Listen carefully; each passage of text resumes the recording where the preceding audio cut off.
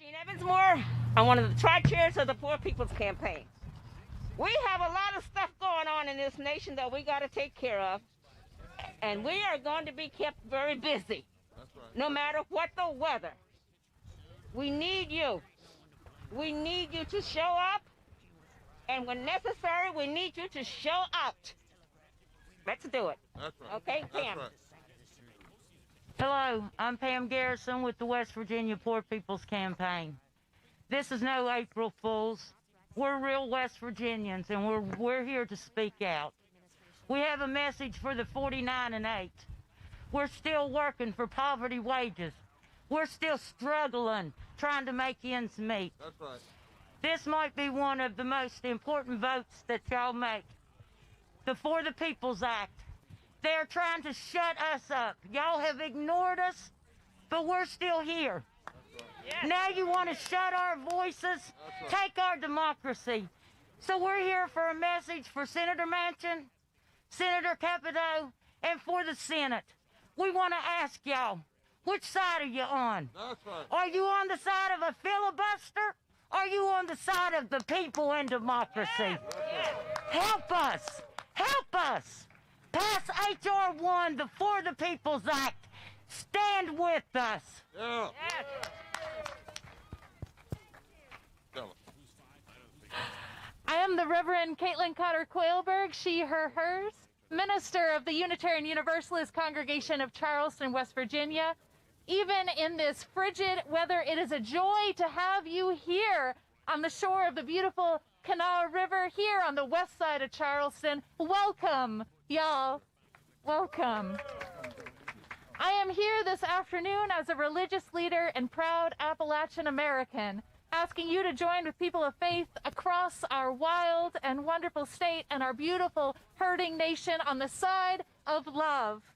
We know that bold action by politicians is what West Virginians want, that we need our elected officials like Senator Capito and Senator Manchin to be helping us make this a West Virginia that our children and grandchildren can call home. That's right. We know that when it comes to our elections, we all want a transparent process we can trust, where we all have equal freedom to vote and every voice is heard.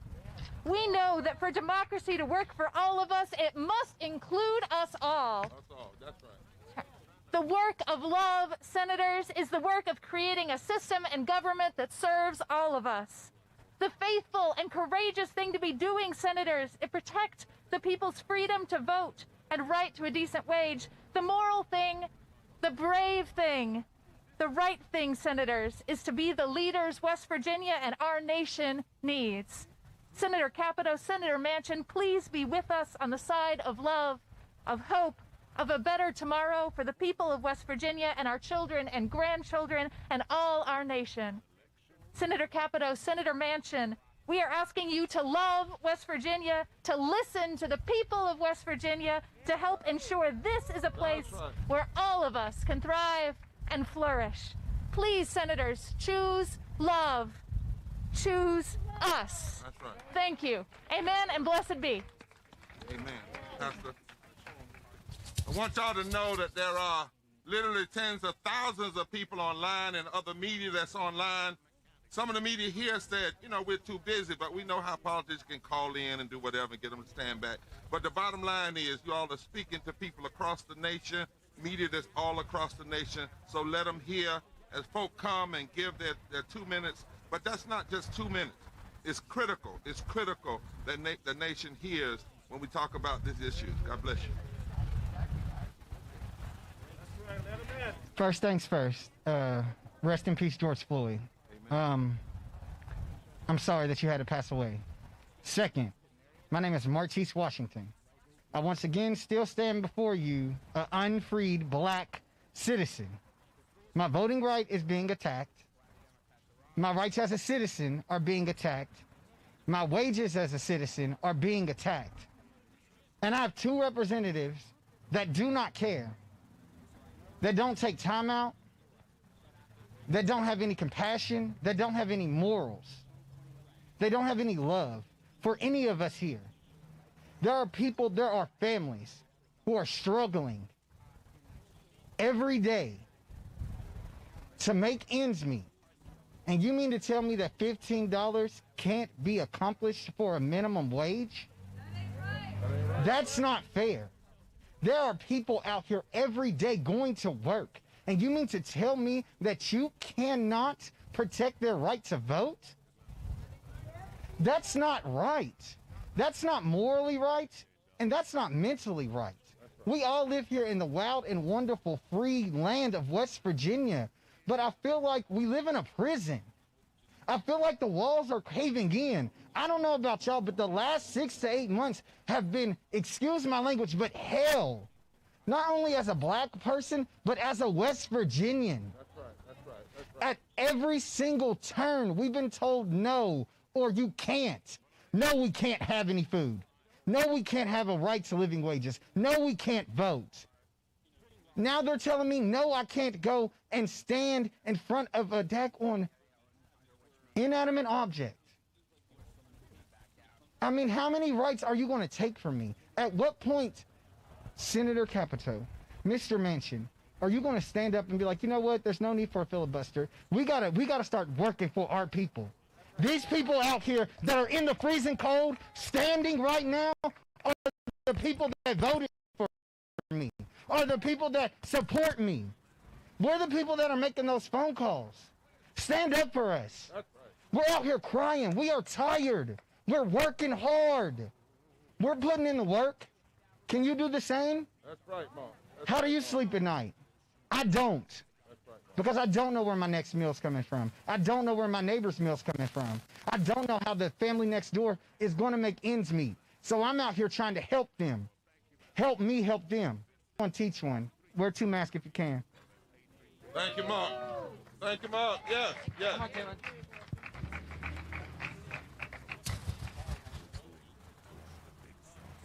My name is Reverend Barber, and I'm honored to be here today to speak on behalf of West Virginians. In the response to the 2013 Supreme Court decision of Shelby County v. Holder, the late Justice Ruth Bader Ginsburg said, "The struggle for fairness in elections is not over, though the tactics of those who would suppress voting have changed." But she was wrong. The tactics are the same.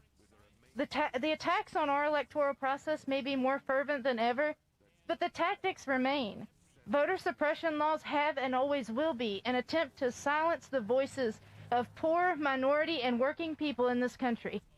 It is not a partisan issue. It's not red versus blue, Dem versus GOP. It's the have versus the have-nots. That's it. It is the wealthy elite versus the rest of us. And the sooner we realize that, the stronger we will be. That's right. These laws are simply a way to keep us from coming together and fighting back against the establishment of both parties.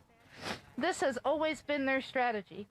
The elite have acted to silence the poor, minority, and working class people in this country since the words "we the people" were written down. West Virginia is no stranger to this tactic. We know what it's like to be kept down by the ruling class. The struggle for freedom and equality have been fought on this land since 1863 when we broke from Virginia. West Virginians have a long history of fighting for what's right, and it's time for us to continue that tradition. From Mother Jones and the miners of Matewan, Bill Blizzard and the Redneck Army of Blair Mountain, That's right. to our incredible educators, we always stand up. Our ancestors fought and died so that we can continue that fight and stand here today. It's time to honor that sacrifice by coming together once again. Passing the For the People's Act is a major step forward in our fight for equality by bringing veracity back to our elections and ensuring that voting is accessible to all of us. It's time for we the people to come together and demand accountability from our elected officials. It's time for Senator Manchin, Senator Capito, and the rest of the Senate to prove that they have integrity by giving us integrity in our elections. Yes, ma'am. Young lady.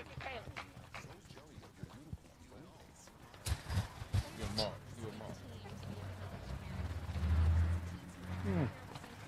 My name's Matt Kerner. I'm the Executive Director of Opportunity House in Buchanan, West Virginia. And it's an honor to be here. with Reverend Barber. And this time of year for me, as a person living in long-term recovery from a substance use disorder that led me down a path from relative prosperity to poverty, from a life full of possibilities to a life of homelessness and incarceration, the Easter season is always a powerful reminder that we can all be reborn into a brand new life.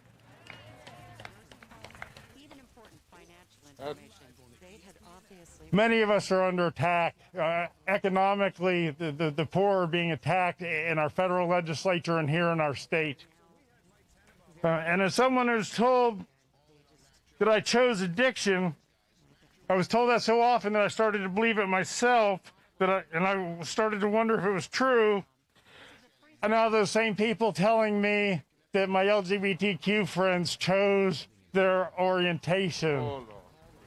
They chose their sexual identities. And I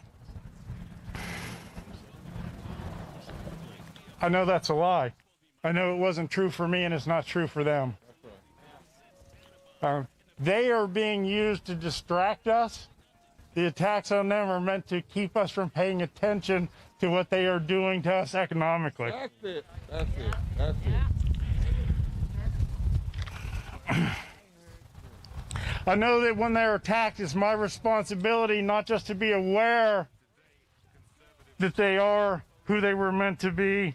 It is my responsibility to stand up in their defense. Not because I see them as the least of these, but because I see them as my wonderfully queer friends who are fully equal and do not deserve to be disparaged, degraded, marginalized, or dehumanized for being exactly who God intends them to be. Right now, just down the street, there's a building with a gilded dome where decisions are being made about how we will fund the operations of one of the poorest states in this country.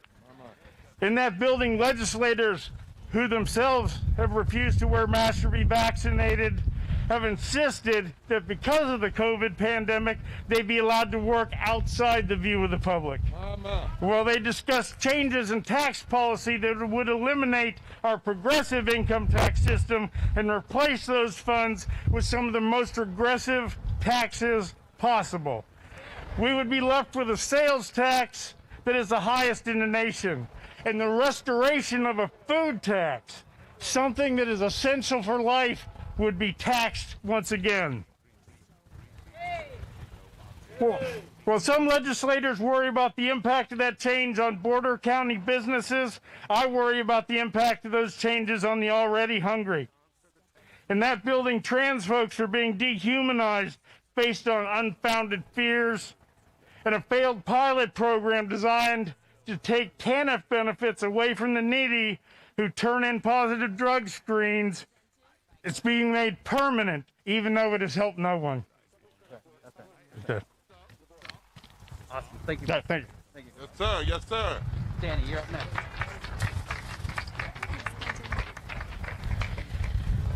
Hello, everyone. My name is Danny Parent. I use she, her pronouns, and I'm from Huntington, West Virginia.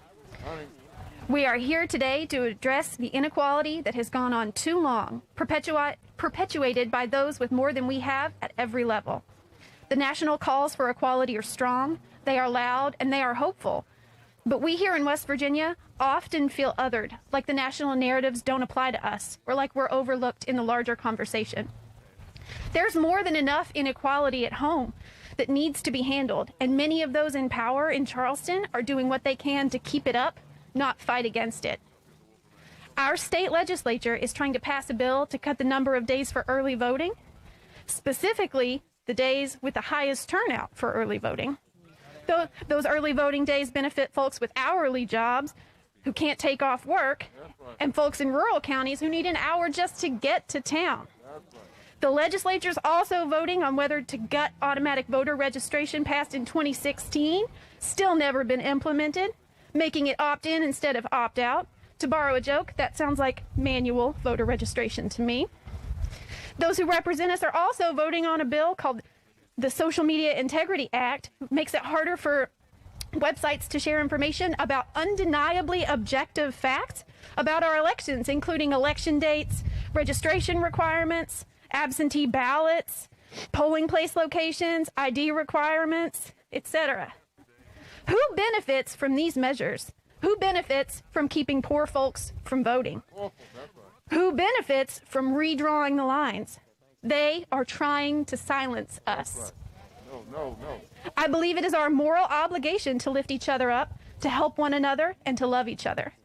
It's time we stand up and demand equal access to opportunity across the nation, and especially here in West Virginia.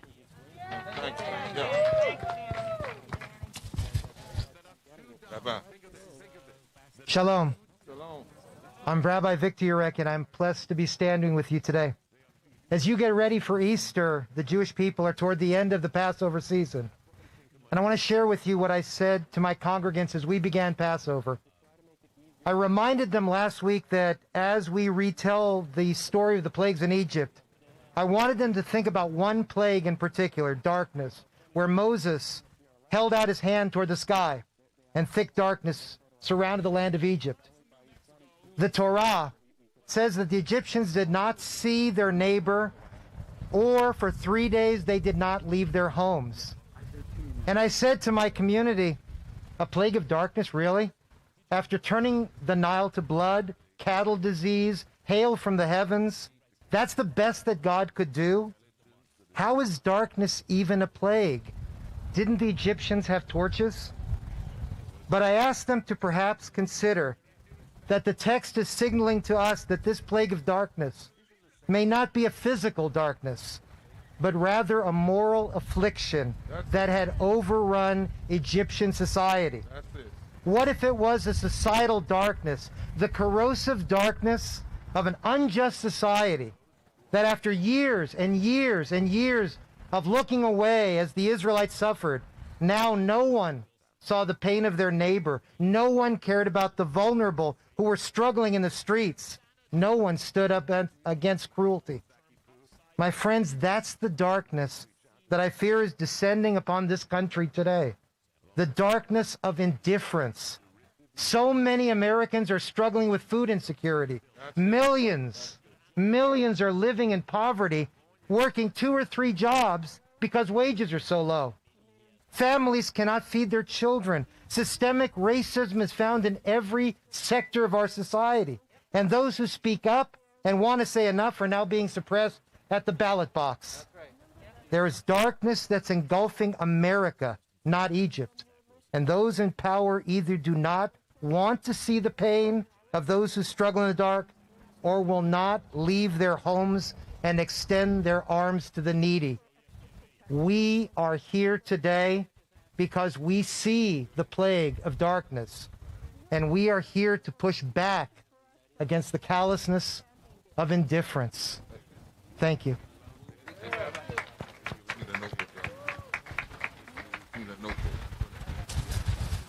West Virginia, I'm honored to be able to be here today, and I want you to know that what you see me wearing is not because it's dress up. I don't believe in dress up.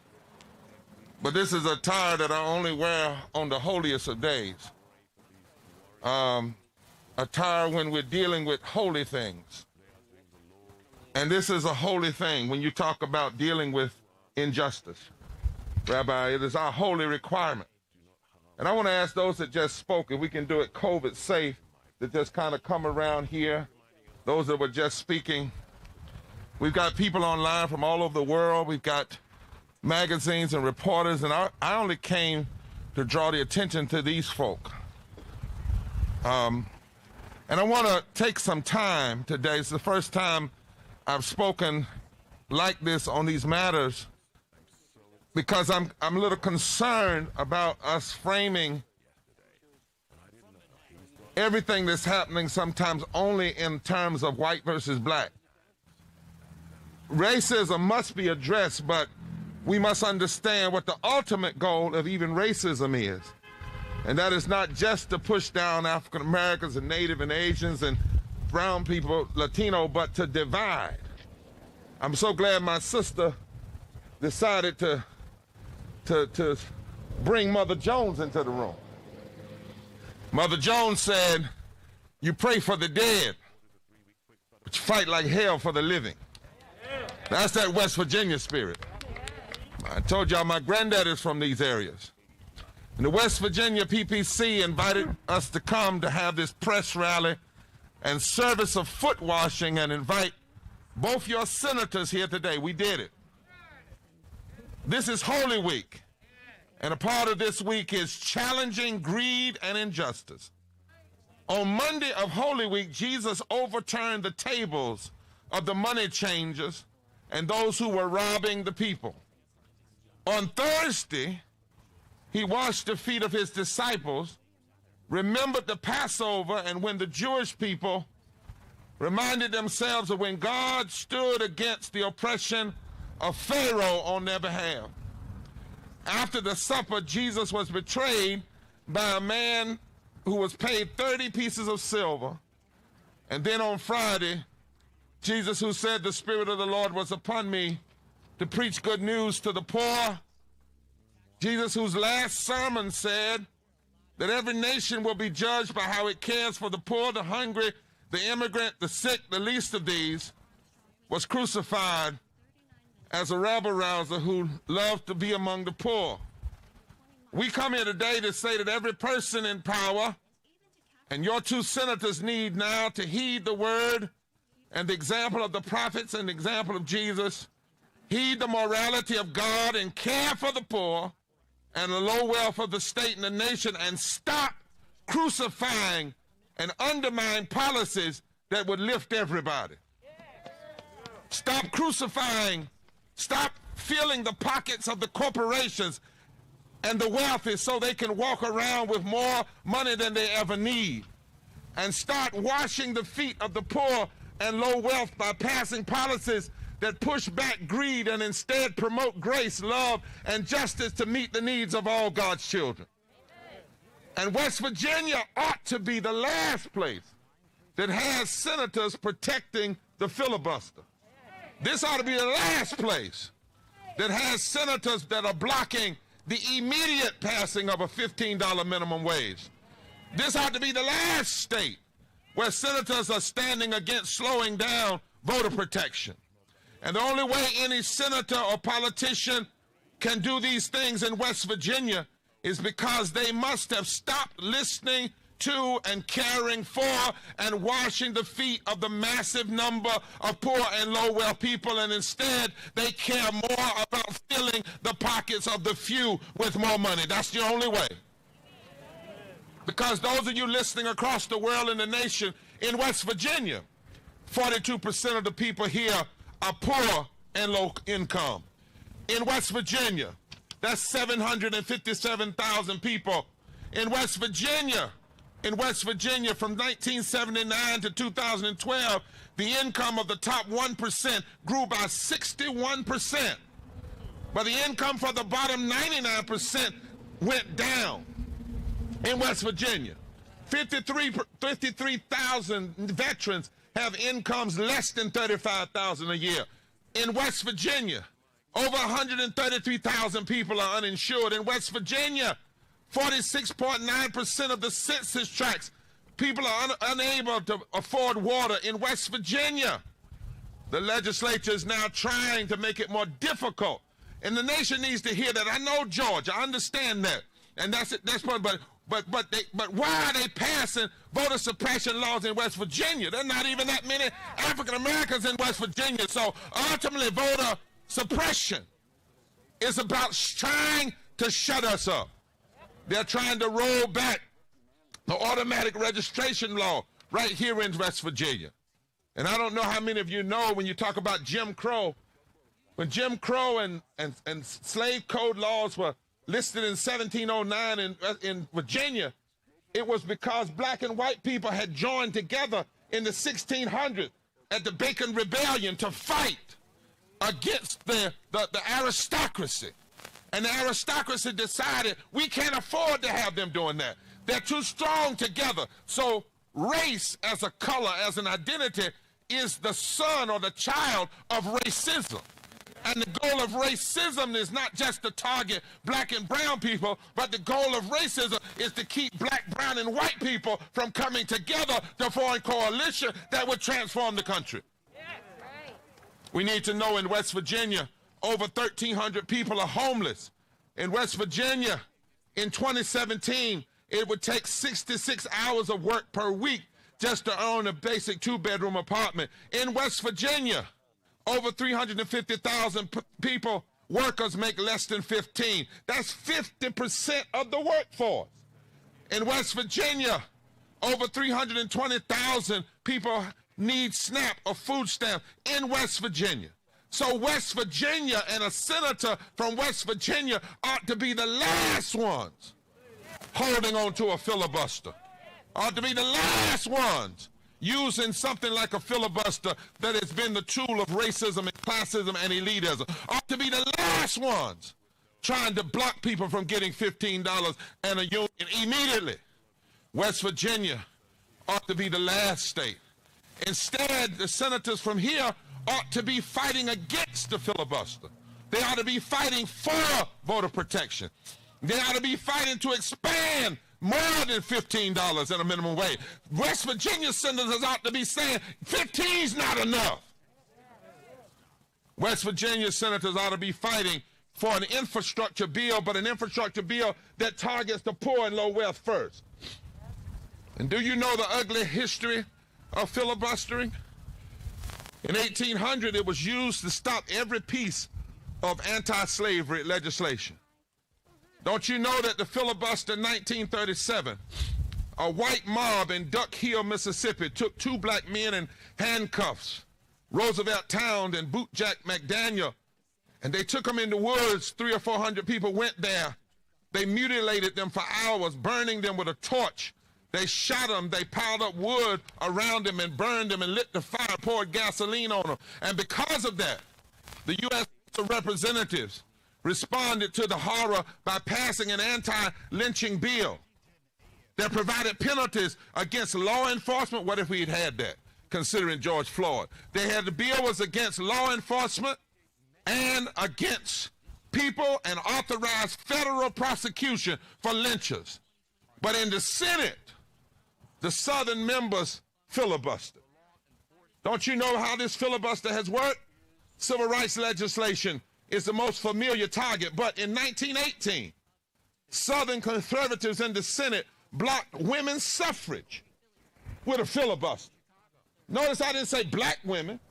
They used the filibuster to block voting rights for women. 5 times between 1942 and 1949, the U.S. House passed bills that sought to limit the use of poll taxes as a prerequisite for voting in federal election. But again, they used the filibuster to block that and keep poll tax in place. Don't you know that Strom Thurmond, Dick Russell, and Byrd used the filibuster to block the Civil Rights Acts of 57 and 64? Don't you know that the filibuster has been used to block labor rights, to hurt labor unions? Don't you know that the filibuster was used in every way to block the ending of the Taft-Hartley Right to Work Act? Don't you know in 1974, a 5-year effort to pass a bill to create an independent consumer protection agency? For 5 years, it was filibustered. Filibustered. So we need to understand this filibuster. Don't you know that in 2014, a Republican filibuster blocked the Protect the Women's Health from Corporate Interference Act? The filibuster was used in this way.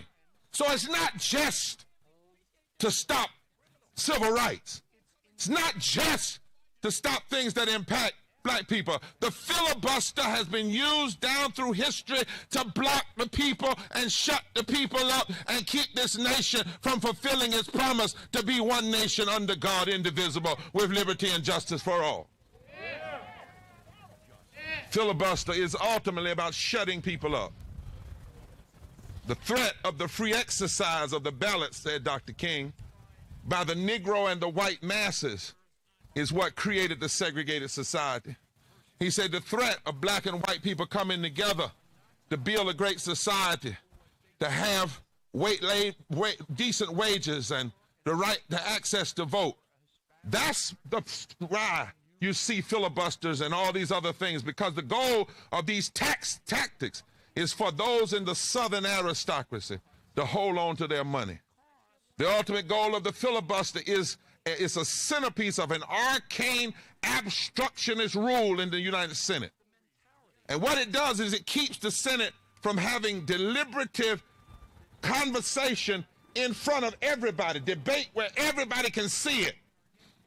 And it's been used to block judicial nomination, to block unemployment benefits, to block national economic emergency benefits, to block environmental protection, to block global climate, to block laws that disclose political contribution and dark money. It's been used to block civil rights and block labor rights and block health care. And we come here today saying it's time to wash away this injustice. It's time to wash away the filibuster. It's time to wash away greed. It's time to wash away the denial of health care. It's time to wash away the denial of living wages. It's time to wash away voter suppression. The truth of in America, we've been walking in this political sins far too long. There's too much dirt on us. And it's time to wash them away. And the washing should start right here in West Virginia. And just like Jesus at the Last Supper brought together a moral fusion coalition, people that they didn't expect to be together, tax collectors and strange folk, even women in that day, they all came together. And so here we are. We're coming together. We ain't gonna be silent no more. It's time we go forward together and fight for justice and not backwards supporting a filibuster. Time for us to go forward together and fight for justice and not go backwards with a filibuster. And we're not in this cold for fun. We're in this cold because the fight is on. Right here in West Virginia. Don't let's look at the numbers. We're COVID safe. But understand, in the tradition of Jesus, he started with 12, ended up with 11. But then the day of Pentecost came. 3,000 in one day, and before you know, every time you turned around, when they came into town, they said, who's that crowd? They said, these are they that turned the world upside down. Well, I want you to pan the camera around so that all over the world they can see these are they who gonna turn West Virginia upside down. They're not gonna grow smaller, they're gonna grow larger. More people are gonna come, more people are gonna organize, more people are gonna bring the power. Because we refuse to give up on the possibility of love and justice. We may be seeing crucifixions now, but we are the resurrection. Our love is the resurrection. Our grace is the resurrection. Our mercy, our commitment to speak truth to power is the resurrection that is needed right here in West Virginia, right here in America, and right here in the world. So are we gonna go forward together, y'all? Now what we need you to do, we're gonna watch feet as a symbolic sign that it's time for us to care for one another and wash off all this crazy dirt and sin of injustice and racism and classism and elitism. And then what we need y'all to do here is light up the phones of your senators. Huh? Don't you back up on them. I mean, you need to, and I need all of those. I got a friend at MSNBC, Joy Reid. She said she wants to feature folk from West Virginia for a while. So I need some of you all who will be willing to come on her show and other shows. We need a list, Pam and Gene.